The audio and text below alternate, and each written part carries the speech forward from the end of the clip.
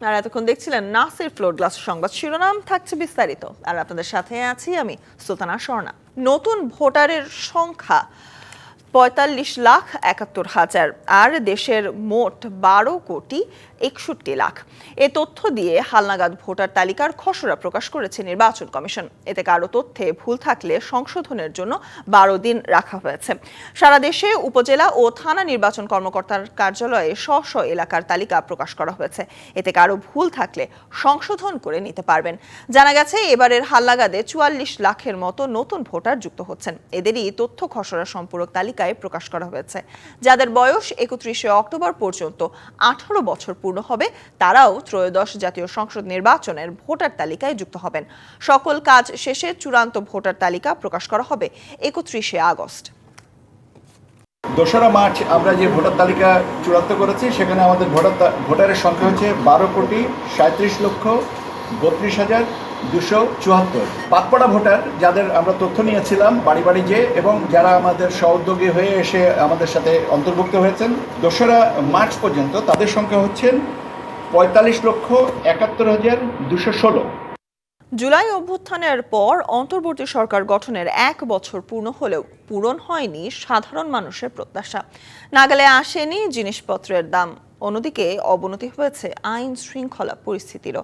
এমন অবস্থায় ফেব্রুয়ারিতে জাতীয় নির্বাচন হলে তা কতটা শান্তিপূর্ণ হবে তা নিয়ে প্রশ্ন তুলেছেন বাম ঘরানার কয়েকটি রাজনৈতিক দলসহ অন্যান্যরা। কোনো দল মনে করে অন্তর্বর্তী সরকারের অগ্রাধিকার তালিকায় এনসিপি। দুয়ারে কড়া নাড়ছে ত্রয়োদশ জাতীয় সংসদ নির্বাচন। এরই মধ্যে অন্তর্বর্তী সরকার ঘোষণা দিয়েছে ত্রয়োদশ জাতীয় সংসদ নির্বাচনী মাসের। আগামী রমজানের আগে ২০২৬ সালের ফেব্রুয়ারি মাসে জাতীয় নির্বাচন অনুষ্ঠানের আয়োজন করেন। নির্বাচন কমিশনের প্রস্তুত ফেব্রুয়ারির প্রথমার্ধে ভোট করতে। ইলেকশন তো ফেব্রুয়ারির প্রথমার্ধে হবে, ইনশাআল্লাহ নেক্সট ফেব্রুয়ারি প্রথমার্ধে হবে। রাজনীতির মাঠে থাকা দলগুলো মনে করে গত ১ বছরে খুন জখমের ঘটনাও কম নয়। হাতে নির্বাচনের বড়জোর ৭ মাস বাকি, অথচ একের পর এক সহিংসতা আইন শৃঙ্খলা পরিস্থিতিকে নাজুক করছে। এবি পার্টির চেয়ারম্যান মুজিবুর রহমান মঞ্জু এবং বাসদের সহকারী সম্পাদক রাজিকুজ্জামান রতন মনে করেন নির্বাচন শান্তিপূর্ণ করতে আইন শৃঙ্খলা পরিস্থিতি উন্নত করতে হবে। আমার কাছে যেটা মনে হয় যে সরকারের প্রস্তুতি এবং পরিবেশ দুটোর মধ্যে এখন আমি ঘাটতি দেখছি। প্রস্তুতিগত ঘাটতি কেন দেখছি সেটা হচ্ছে যে আমরা দেখতে পাচ্ছি যে এখনও আমাদের আইন শৃঙ্খলা পরিস্থিতি বা নিয়ন্ত্রণে যারা কাজ করছেন তাদেরকে অতটুকু দৃঢ় মনে হচ্ছে না। আমরা এক দখলদারের পরিবর্তে আরেক ধরনের দখলদারের অবস্থান দেখতে পেয়েছি। আমরা বিচার বিভাগকে একটা স্বাধীন মর্যাদা সম্পন্ন দেখতে চেয়েছিলাম, সেটা এখনও প্রতিষ্ঠিত হয় নাই। পুলিশ কখনো কখনো নির্বিকার, কিন্তু পুলিশকে তো আমরা কার্যকর দেখতে চেয়েছিলাম, যে পুলিশ একটা পুলিশ বিধান অনুযায়ী চলবে, সেটাও আমরা প্রবর্তিত হতে দেখলাম না।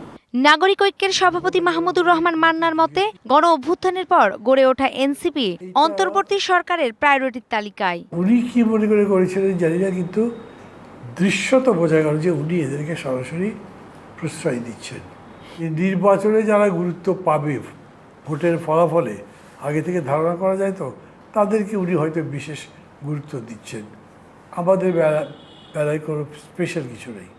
জুলাই পরবর্তী সরকারের কাছে খেটে খাওয়া মানুষ সহ সাধারণদের যে প্রত্যাশা তা পূরণ হয়নি। বাজারে এখনো সিন্ডিকেট, জিনিসপত্রের দামও আসেনি নাগালে। সমর্থন এবং শক্তি যোগানো সেই জায়গাটা সরকার পায় এবং সরকারেরও ভূমিকা নিতে সহায়তা হয়, কিন্তু সেটা না করার ফলগুলো আমরা দেখেছি অনেক ক্ষেত্রে দূরত্ব তৈরি হয়েছে, এমনকি সরকারের বিষয়ে পক্ষপাতের অভিযোগ উঠেছে। সেটা না করতে ব্যর্থ হলে বরং সংকট বাড়বে। জনগণের অনেক প্রত্যাশা ছিল, সেই প্রত্যাশার ন্যূনতম একটা ছিল, ধরেন এর আগে যে কর্তৃত্ববাদী স্বৈরাচারী সরকার ছিল সে জনগণকে ন্যূনতম মর্যাদা দিত না, জনগণ স্বস্তির নিঃশ্বাস ফেলতে পারত না। সরকার গঠনের প্রায় উষালগ্ন থেকেই সরকার আসলে কেবল ছাত্র তরুণদের দিকে সরকার ঝুঁকে পড়েছিল। সমর্থনটাকে কার্যকারীভাবে যে ব্যবহার করা রাষ্ট্র পরিচালনা, সরকার পরিচালনায় সেখানেও সরকারের সীমাহীন একটা ঘাটতি আমরা লক্ষ্য করেছি। রাজনীতির মাঠে থাকা ছোট মাঝারি দলগুলো মনে করে জুলাই অভ্যুত্থানের মাধ্যমে গড়ে ওঠা অন্তর্বর্তী সরকারের উচিত সকল দলের মতকে সমান গুরুত্ব দেওয়া। কাউকে মদত যোগানো সরকারের কাজ। নূপুর মাহমুদ, ডিবিসি নিউজ, ঢাকা। আবাসিক হলে ছাত্র সংগঠনগুলোর কর্মকাণ্ড পরিচালনা নিয়ে উত্তপ্ত ঢাকা বিশ্ববিদ্যালয়। ছাত্রদল সহ বামপন্থী ছাত্র সংগঠনগুলোর দাবি, রাজনীতি করা বিশ্ববিদ্যালয়ের আইন ও সাংবিধানিক অধিকার। অপরদিকে লেজুর ভিত্তিক ছাত্র রাজনীতি ও গণরুম, গেস্ট রুম কালচার রুখতে হল রাজনীতি বন্ধের পক্ষে ছাত্র শিবির, গণতান্ত্রিক ছাত্র সংসদ সহ বেশ কয়েকটি সংগঠন ও সাধারণ শিক্ষার্থীরা। ডাকসুর মাধ্যমে শিক্ষার্থীদের প্রকৃত প্রতিনিধিত্বশীল নেতৃত্ব বিকাশের সুযোগ তৈরির দাবি তাদের।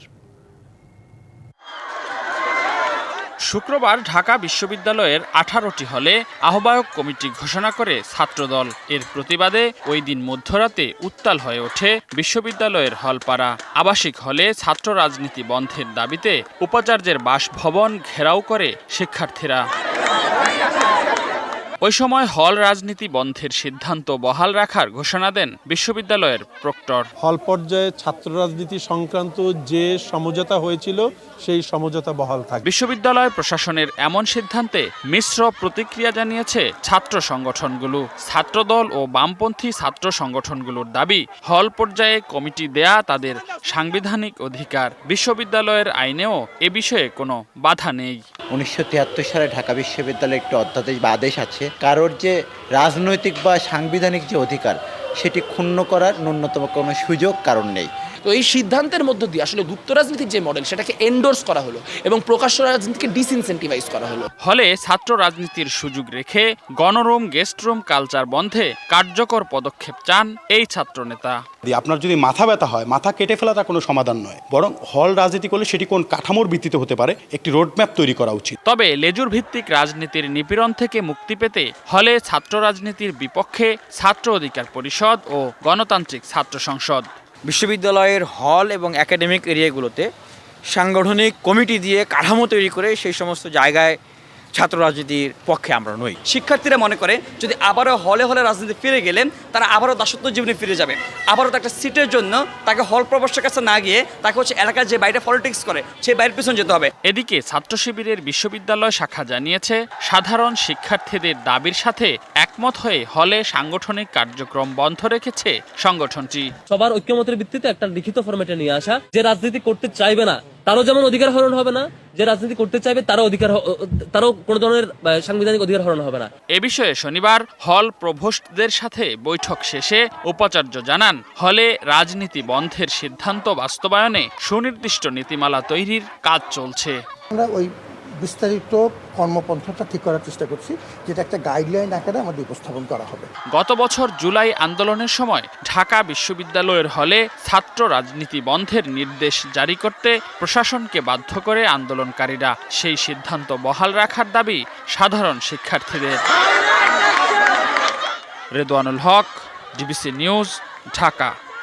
আর্থিক খাত কিছুটা স্থিতিশীল হলেও রাজনীতিতে এখনও স্থিতিশীলতা আসেনি। সকালে এসিপিডির আয়োজনে অন্তর্বর্তী সরকারের 365 দিন শীর্ষক আলোচনা অনুষ্ঠানে এই কথা বলেন বাংলাদেশ ব্যাংকের গভর্নর আহসান এইচ মনসুর।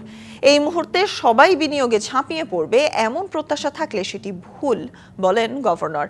বিনিয়োগ পাইপলাইনে আছে, নির্বাচন সামনে, এজন্য হয়তো বিদেশিরাও এই মুহূর্তে বিনিয়োগ করবে না। পরবর্তী সরকারের পদক্ষেপের দিকেই সবার লক্ষ্য। পরবর্তী সরকারের আর্থিক খাত যেন রাজনৈতিক প্রভাব মুক্ত রাখা হয় সেই প্রত্যাশা করেন গভর্নর।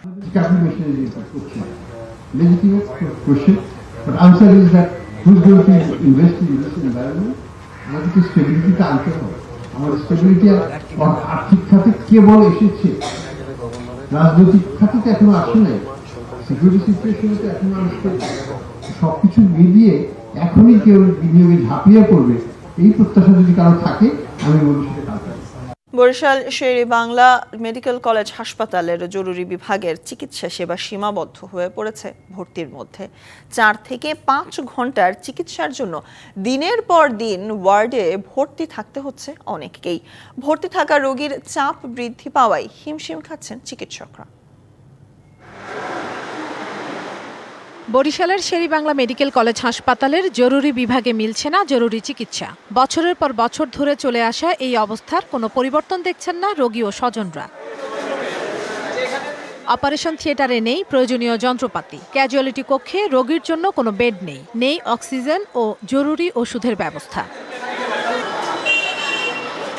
15টি পদের বিপরীতে মাত্র 6 জন চিকিৎসক, তাই সেবা দিতে হিমশিম দশা। একইভাবে নার্স থেকে শুরু করে রয়েছে চতুর্থ ও তৃতীয় শ্রেণীর কর্মচারী সংকট।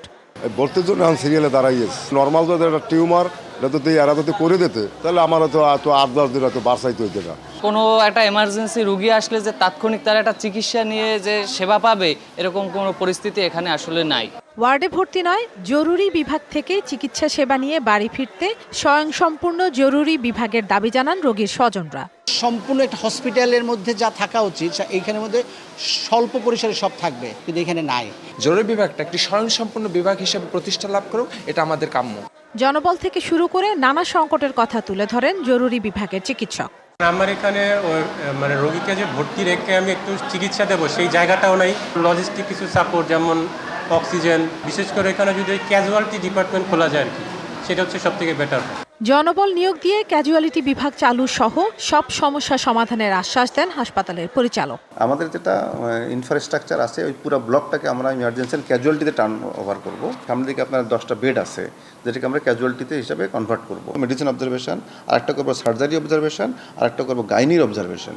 সক্ষমতা না থাকায় প্রতি 24 ঘন্টায় বিভিন্ন ওয়ার্ডে 700 রোগী ভর্তি করতে বাধ্য হচ্ছেন জরুরি বিভাগের চিকিৎসক। ফলে 1000 বেডের হাসপাতালে প্রতিদিন গড়ে 3000 রোগী ভর্তি থাকছে। তাদের ওয়ার্ড পেরিয়ে ফ্লোরে জায়গা করে নিতে হচ্ছে।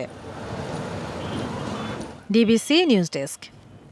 বরিশাল নগরীর নথুল্লাবাদ বাসস্ট্যান্ডে দ্বিতীয় দিনের মতো বিক্ষোভ করছে ছাত্র জনতা। এ নিয়ে সতর্ক অবস্থানে রয়েছেন আইন শৃঙ্খলা রক্ষাকারী বাহিনী। সেখানে রয়েছেন আমাদের সহকর্মী সালেহ টিটু, যুক্ত হব তার সাথে। টিটু, নগরের ব্যস্ততম এই স্থানে সকাল থেকে বিক্ষোভ চলছে, বর্তমান পরিস্থিতি কেমন দেখছেন এবং জনদুর্ভোগ নিয়েও জানাবেন। ধন্যবাদ স্বর্ণা আপনাকে। আসলে জনদুর্ভোগের কথা কি বলবো, সেটা হচ্ছে 11:30 থেকে এখানে কিন্তু অবরোধ কর্মসূচি শুরু করেছে ছাত্র জনতা। সে থেকে কিন্তু দীর্ঘ লাইন পড়ে গেছে দুই প্রান্তে। কারণ এটা হচ্ছে বরিশাল ঢাকা কলকাতা জাতীয় মহাসড়ক। এই মহাসড়ক থেকে প্রতিদিন গড়ে কমপক্ষে 5000 গাড়ি চলাচল করে। সেক্ষেত্রে দুর্ভোগের অবস্থা কিন্তু বুঝতেই পারছেন। আর এখানে কিন্তু ছাত্র জনতা কিন্তু তারা কিন্তু এখানে জড়ো হয়ে কিন্তু তারা তাদের যে দাবি আদায় তারা বিক্ষোভ করছে। এখানে যারা আসলে এই আন্দোলনকারী রয়েছেন, নেতৃত্ব দিচ্ছেন, তাদের সাথে আমার কথা হয়েছে। তারা জানিয়েছেন, তাদের কথা হচ্ছে গত 15 দিন ধরে তারা শেরেবাংলা মেডিকেল কলেজ ক্যাম্পাস, আমাদের সদর রোড এবং বিভিন্ন এলাকায় তারা কিন্তু এই বিক্ষোভ সমাবেশ করে এসেছে জনগণকে সচেতন করার জন্য। এক্ষেত্রে কিন্তু তারা স্বরাষ্ট্র স্বাস্থ্য মন্ত্রণালয় থেকে এখন পর্যন্ত একটি মোবাইল ফোন পাননি। এটা তাদের বিশেষ মানে কষ্টের জায়গা। তাদের দাবিটা হচ্ছে যে আমাদের যে যৌক্তিক 3 দফা দাবি রয়েছে, যে শেরেবাংলা মেডিকেল কলেজ হাসপাতালের অব্যবস্থাপনা দূর করা এবং সেই সাথে দেশের যতগুলো সরকারি হাসপাতাল রয়েছে সেই হাসপাতালগুলো অবস্থা দূর করতে হবে। সেক্ষেত্রে স্বাস্থ্য উপদেষ্টা যিনি রয়েছেন তাদের সাথে কথা বলতে হবে এবং এই দূর করার ব্যাপারে তিনি কি পদক্ষেপ দিবেন তাদেরকে জানানো হবে। এই বক্তব্যটা তারা না পাওয়া পর্যন্ত তারা মহাসড়ক ছাড়বেন না। এছাড়া তারা আরো কঠোর আন্দোলনের কর্মসূচি ঘোষণা দিবেন বলে তারা জানিয়েছেন। এই মুহূর্তে আমরা দেখতে পাচ্ছি যে সালেহ টিটু আমাদের জানাচ্ছিলেন বরিশাল থেকে বিস্তারিত।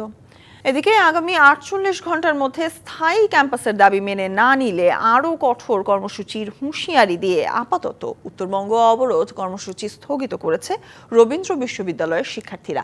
এর আগে সিরাজগঞ্জের যমুনা সেতুর পশ্চিম মহাসড়কের হাটিকুমরুল এলাকায় টানা 2.25 ঘন্টা অবরোধ করে রাখেন তারা। শিক্ষার্থীদের সঙ্গে সংহতি প্রকাশ করে কর্মসূচিতে অংশ নেন রবীন্দ্র বিশ্ববিদ্যালয়ের শিক্ষক, কর্মকর্তা, কর্মচারী ছাড়াও স্থানীয় জামায়াতে ইসলামীর নেতা কর্মী, গণ অধিকার পরিষদ, এনসিপির স্থানীয় নেতাকর্মী এবং শাহজাদপুর সচেতন নাগরিক ফোরাম। শিক্ষক শিক্ষার্থীদের পাশাপাশি স্থায়ী ক্যাম্পাস নির্মাণের দাবি মেনে নেওয়ার আহ্বান জানান জামায়াতে ইসলামের সহকারী সেক্রেটারি জেনারেল মাওলানা রফিকুল ইসলাম খান। শিক্ষার্থীদের অভিযোগ করেন 519 কোটি টাকা ডিপিপি একনেকে অনুমোদনের অপেক্ষায় থাকলেও তা অনুমোদন হচ্ছে না। বিশ্ববিদ্যালয় প্রতিষ্ঠার 9 বছর পরও স্থায়ী ক্যাম্পাস না থাকায় লেখাপড়ার পাশাপাশি নানা সমস্যায় পড়তে হচ্ছে তাদের।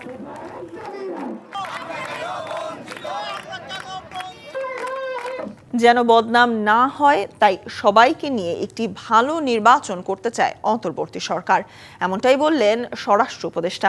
বলেন, যারা নির্বাচনের দায়িত্ব পালন করবে তাদের প্রশিক্ষণের কাজ এরই মধ্যে শুরু হয়ে গেছে। সুষ্ঠু নির্বাচনের জন্য প্রতিটি কেন্দ্রে পুলিশ কর্মকর্তার দেহে ক্যামেরা থাকবে। এজন্য 40,000 ক্যামেরা কেনার উদ্যোগ নিয়েছে সরকার।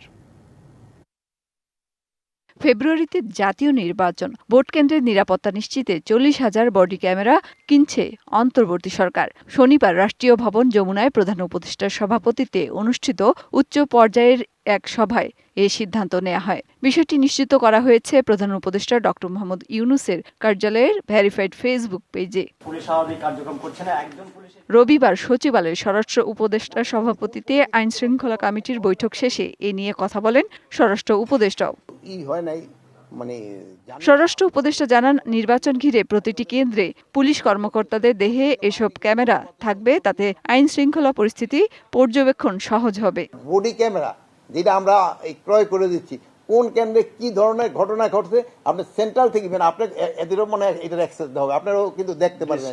ডিস্ট্রিক্টে দেওয়া হবে, আপনাকে ডিস্ট্রিক্টে যারা প্রতিনিধি যারা এরা নিজেরও করতে পারবে। যদি কোনো কেন্দ্রে কোনো ধরনের এরকম হইতে থাকে, ওটা ইভেন সিস্টেমটা এরকম হবে, মানে আমি হয়তো ডিটেল আপনাকে বলতে পারতেছি না, যে ওখান থেকে সিগন্যাল চলে আসবে। একটি ভালো নির্বাচন আয়োজনের প্রতিশ্রুতি দেন স্বরাষ্ট্র উপদেষ্টা। নির্বাচন ওটা ভালো হইলে আমার লোকে প্রশংসা করবে, দায় আমারে কেন করবে, প্রশংসা করবে। আমি এরকম ভাবে একটা নির্বাচন করে যেতে যাচ্ছি যেন লোকজন আপনারা যেন প্রশংসা করেন, দেখা হইলে যেন বলে ভাই কেমন আছেন, যেন আপনারা মুখ ঘুরে না নেন, এইটাই আমি চাচ্ছি। পুলিশের হারানো গোলাবারুদ সন্ধানদাতার জন্য পুরস্কারের ঘোষণা দেন উপদেষ্টা। আমরা একটা সার্কুলার দিচ্ছি এবং আমরা একটা প্রাইজও ডিক্লেয়ার করতেছি, যে ইনফরমেশনটা দিতে পারবে তারা আমরা একটা কত টাকা দিতে পারি, ওরকম একটা নিজেদের ভিতরে আমরা একটা কমিটি করে আমরা হয়তো 2-4 দিনের ভিতরে হয়তো মিডিয়ায় দিয়ে দিব। স্বরাষ্ট্র উপদেষ্টা জানান, এখনো প্রায় 7 শতাধিক অস্ত্রের সন্ধান নেই। মেহের মনি, ডিবিসি নিউজ, ঢাকা। রংপুরের তারাগঞ্জে ভ্যান চোর সন্দেহে পিটিয়ে 2 ব্যক্তিকে হত্যা করা হয়েছে।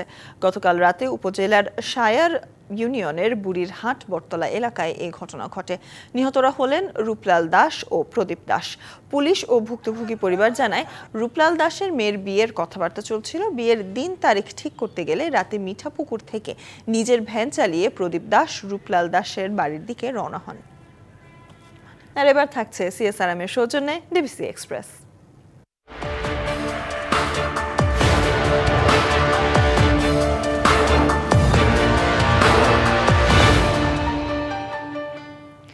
জেলায় জেলায় সংকট সমস্যা, তা থেকে উত্তরণের চ্যালেঞ্জ আর সম্ভাবনার কথা তুলে ধরতে চলছে ডিবিসি এক্সপ্রেস। বিশেষ এই আয়োজনে মতামত থাকছে তৃণমূল থেকে শুরু করে নীতি নির্ধারকদের। ডিবিসি এক্সপ্রেস আজ সারাদিন রয়েছে চট্টগ্রাম জেলায়। ডিবিসি নিউজের বিশেষ আয়োজন ডিবিসি এক্সপ্রেস আজ সারাদিন আছি এই চট্টগ্রামে। সেখানে তুলে ধরার চেষ্টা করছি সাধারণ মানুষের যে সমস্যা, সেই সমস্যাগুলো। তার মধ্যে অন্যতম হচ্ছে সড়ক ব্যবস্থাপনায় বেহাল এবং কি অবহেলিত, যার কারণে জনদুর্ভোগের মাত্রা বাড়িয়েছে কয়েকগুণ এই বন্দরবাসীর জন্য। বিশেষ করে আমি যে জায়গাটিতে দাঁড়িয়ে আছি সেটা হচ্ছে এটি পৌর এলাকা, যার রাস্তা ব্যাহদশা দীর্ঘদিনের। এখানে আসলে কোনো ধরনের সংস্কার না হওয়ার কারণে ভোগান্তির মাত্রা বাড়িয়েছে কয়েকগুণ। এখানকার যারা বাসিন্দা আছেন, যারা বাণিজ্যিকভাবে ক্ষতিগ্রস্ত হচ্ছেন ব্যবসায়ীরা, তারা কিন্তু আমাদের সঙ্গে আছেন, যুক্ত আছেন। একটু জানতে চাই যে এই সড়কের বেহাল দশায় আপনাদের জনজীবন কতটা বিপর্যস্ত হয়ে গেছে, বিশেষ করে বাণিজ্যিকভাবে আপনারা কতটা ক্ষতিগ্রস্ত হয়েছে? এই সড়কটা গত 1 বছরের চেয়ে বেশি, 1 বছরের বেশি এখানে কোনো মা বাপ নাই। ব্রিটিশ সরকারের আমলও কোনো এটার সংস্কার হয় নাই। সিটি কর্পোরেশনের কোনো সুইপার এখানে আসে নাই জীবনে কোনোদিন। আমার 40-45 বছর আমি এখানে মাদিরঘাটে, আমি সুইপার দেখি নাই। দ্বিতীয় কথা, বর্তমানে যে পরিস্থিতি, এই পরিস্থিতিতে কোনো একজন মহিলা, গর্ভবতী মহিলা এখান থেকে ক্লিনিকে নেওয়া দুরূহ অবস্থা। যে রোডের যে অবস্থা আপনারা দেখতেছেন, বেহাল অবস্থা। আর এখানে আমরা বাণিজ্য ব্যবসায়ী, এখানে 16টা ঘাট আছে। 16 ঘাট থেকে হাজার হাজার গাড়ি এখানে বাইর হয়। যে কোনো গাড়ি যে কোনো সময় দুর্ঘটনাতে কয়েকটা গাড়ির মধ্যে জরুরি গাড়ির সামনে কয়েকটা অ্যাক্সিডেন্ট হয়েছে, অলরেডি মানুষও মারা গেছে। দ্রুত যেন আমাদের সমাধান হয়। ধন্যবাদ। পরের বার যাচ্ছি, আপনি আর কি আসলে ভোগান্তিতে পড়েন আপনারা? আমরা তো ভুগতেছি এখন থেকে না, আমরা ভুগতেছি প্রায় আজকে 2 বছর ধরে। এই রাস্তার কোনো কাজই এখনো হয় নাই, কিন্তু আমরা 6-7 মাস আগে আমাদের একটা মিটিং হয়েছিল, এখানে শ্রমিক দলের মিটিং হয়েছিল। ওই মিটিং এ আমরা এই প্রস্তাবনা এগুলো দিয়েছিলাম এবং হ্যাঁ আমরা এই কাজের জন্য সদরঘাট থেকে শুরু করে আপনার বাংলা বাজার পর্যন্ত একদম মানে বেহাল দশা। তো এই দশার জন্য আমরা কিন্তু মেয়র মহোদয়কে অবগত জানাইছি এবং মেয়র মহোদয় আমাদেরকে আশ্বাস দিয়েছিল যে কাজটা উনি করে দিবে, কিন্তু এখন কতটুকু নিচে কিনে জানি না। কিন্তু আমাদের অবস্থা খুবই খারাপ। এখানে একটা গাড়ি থেকে শুরু করে অ্যাম্বুলেন্স থেকে শুরু করে কোনো অ্যাক্সিডেন্ট হলে ওই জিনিসটা মানে কি আমরা অ্যাম্বুলেন্স অথবা ফায়ার সার্ভিস কোনো কিছু আনার কোনো এই জিনিসটা আসার সুযোগ পাচ্ছি না এখানে।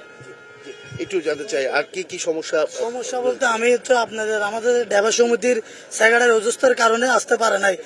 আমি মানে ওর পরিবর্তে এখন তো এখানে আমাদের বড় গাড়ির জন্য এখানে টলি গাড়ি, বিএসআরএম, কেএসআরএম বিভিন্ন বড় বড় গাড়ি চলার কারণে এখানে রাস্তার অনেক ক্ষতি হইতেছে, কিন্তু এগুলি কেউ মারতেছে না।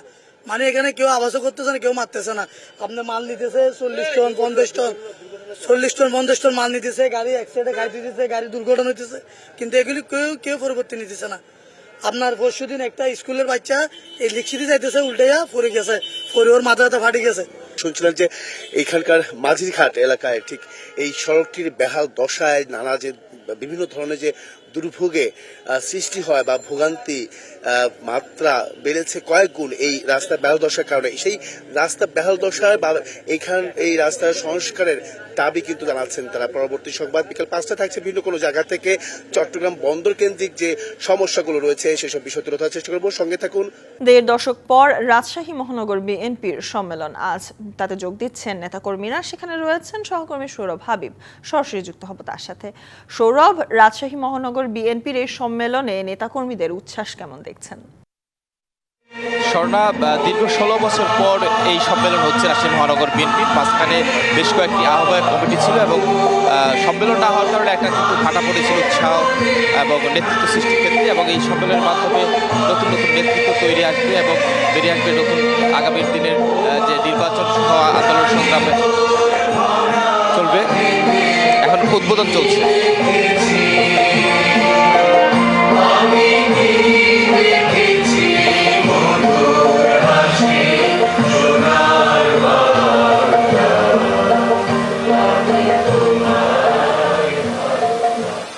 স্বর্ণা, এই মাত্র উদ্বোধন অনুষ্ঠান শেষ হলো এবং এই যে উদ্বোধনের মাধ্যমে কিন্তু আজকে সম্মেলনের শুরু হচ্ছে। এবং জানিয়ে রাখছি এখানে লন্ডন থেকে ভার্চুয়ালি যুক্ত হবেন বিএনপি ভারপ্রাপ্ত চেয়ারম্যান তারেক রহমান, এছাড়া বিএনপি চেয়ারপারসনের উপদেষ্টা মিজানুর রহমান মিনু, বীর মুক্তিযোদ্ধা এবং বিএনপি চেয়ারপারসনের উপদেষ্টা আব্দুস সালাম সহ এখানকার যারা নেতৃবৃন্দ আছেন তারা কিন্তু এখানে থাকবেন।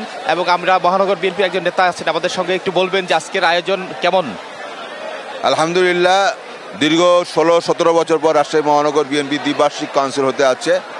আমাদের বিশ্বাস এখানে নবীনদের আগামী দিনের বিজয় উত্থান হবে এবং এই নবীন এবং প্রবীণের মিশ্রণে যে বাংলাদেশ জাতীয়তাবাদী দলের রাজশাহী মহানগর যে কমিটি হবে, ইনশাল্লাহ এই কমিটির মধ্য দিয়ে আগামী দিনে যে কোনো ষড়যন্ত্র মোকাবেলা করার জন্য রাজশাহী মহানগর বিএনপি প্রস্তুত থাকবে ইনশাআল্লাহ।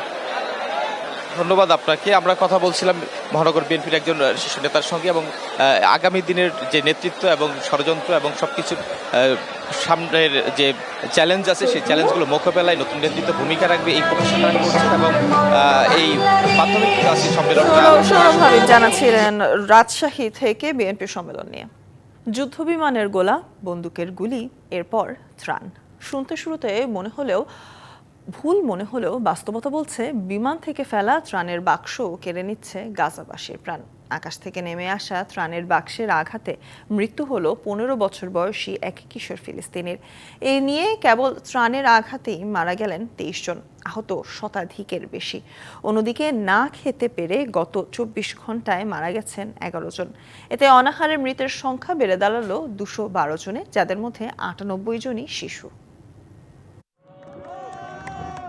গাজা এখন আর যুদ্ধের ময়দান নয়, এক মৃত্যুকূপ। ক্ষুধার্ত মানুষ যখন খাদ্যের আশায় তাকিয়ে থাকে আকাশের দিকে, তখন নেমে আসে ত্রাণের ছদ্মবেশে মৃত্যু। সেই মর্মান্তিক দৃশ্যের সর্বশেষ শিকার 15 বছর বয়সী মুহান্নাদ জাকারিয়া ঈদ। শনিবার গাজার কেন্দ্রীয় নুসেইরাতে বিমান থেকে ফেলা ত্রাণ নিতে গিয়েছিল মুহান্নাদ। উদ্দেশ্য একটাই, পরিবারের সবার মুখে দুমুঠো খাবার জুটবে। আমার ভাই আমাদের সবার জন্য খাবার আনতে গিয়েছিল, আর খাবারের বাক্সটাই ওর মৃত্যু ডেকে আনলো। আর সহ্য করতে পারছি না। ইয়ারড্রপ পদ্ধতিতে ত্রাণ কার্যকে বিপজ্জনক ও অবমাননাকর উল্লেখ করে সতর্কবার্তা দিয়েছিল জাতিসংঘ। ত্রাণের লাইনে থেকেও নিরাপদ নন কেউ। শনিবার গাজার কেন্দ্রীয় নেটজারিম করিডোরে খাদ্য সহায়তা পাওয়ার অপেক্ষায় থাকা ফিলিস্তিনিদের উপর গুলি ছোড়ে ইসরায়েলি বাহিনী। এদিকে হামলার পাশাপাশি ফিলিস্তিনরা মরছে ক্ষুধায়। উপত্যকাটি জুড়ে নেই পর্যাপ্ত খাবার, ওষুধ বা চিকিৎসা সামগ্রীও। এমন পরিস্থিতিতে প্রতিনিয়ত বাড়ছে মৃত্যুর মিছিল। কোথাও আমরা নিরাপদ নই, উত্তর হোক বা দক্ষিণ, তবু আমাদের নিজ ভূমি ছেড়ে যাব না। বেঁচে থাকলে এখানেই থাকবো, মরলেও এখানেই মরব। এদিকে প্রতিদিন 500 থেকে 600 ট্রাক ত্রাণ না ঢুকলে পরিস্থিতি সামাল দেওয়া অসম্ভব বলে জানিয়েছে জাতিসংঘ ও মানবাধিকার সংস্থাগুলো। অন্যদিকে গেল শনিবার ইসরায়েল সরকারের গাজা পুরোপুরি দখলের পরিকল্পনার প্রতিবাদে জেরুজালেম, হাইফা, তেল আবিব সহ আরও কয়েকটি শহরে বিক্ষোভ করে গাজায় জিম্মি থাকা ব্যক্তিদের পরিবারের সদস্য বা সাবেক সেনা সহ অনেকে। শনিবার ইসরায়েলি প্রধানমন্ত্রী বেনিয়ামিন নেতানিয়াহুর বাসভবনের দিকে পদযাত্রা করেন বিক্ষোভকারীরা। Tumpa Tarafdar, DBC news desk. সহিংসতা উস্কে দেওয়ার অভিযোগে চাঁদের সাবেক প্রধানমন্ত্রী সুচেস মার্সাকে 20 বছরের কারাদণ্ড দেওয়া হয়েছে। শনিবার রাজধানী এনজেনেমায় আদালত এ আদেশ দেয়। বর্ণবাদী এবং অন্য সম্প্রদায়ের মানুষের প্রতি বিদ্বেষমূলক বার্তা প্রচারের অভিযোগ আনা হয় সাবেক এই প্রধানমন্ত্রীর বিরুদ্ধে। আদালতের রায়ের বিরুদ্ধে আপিলের কথা জানান সুচেস মার্সার আইনজীবী। সাবেক প্রধানমন্ত্রীর সুনাম ক্ষুণ্ণ এবং অপমান করতেই এই অভিযোগ আনা হয়েছে বলে দাবি আইনজীবীর। মার্সা তার বিরুদ্ধে আনা সব অভিযোগ অস্বীকার করেছেন। ডিবিসি সংবাদে এই ছিল এখনকার মতো। ডিবিসি নিউজের সংবাদগুলো পড়তে ভিজিট করুন dbcnews.tv। এছাড়া ভিজিট করুন ডিবিসি নিউজের ফেসবুক পেজ এবং ইউটিউব চ্যানেল। সাথেই থাকুন।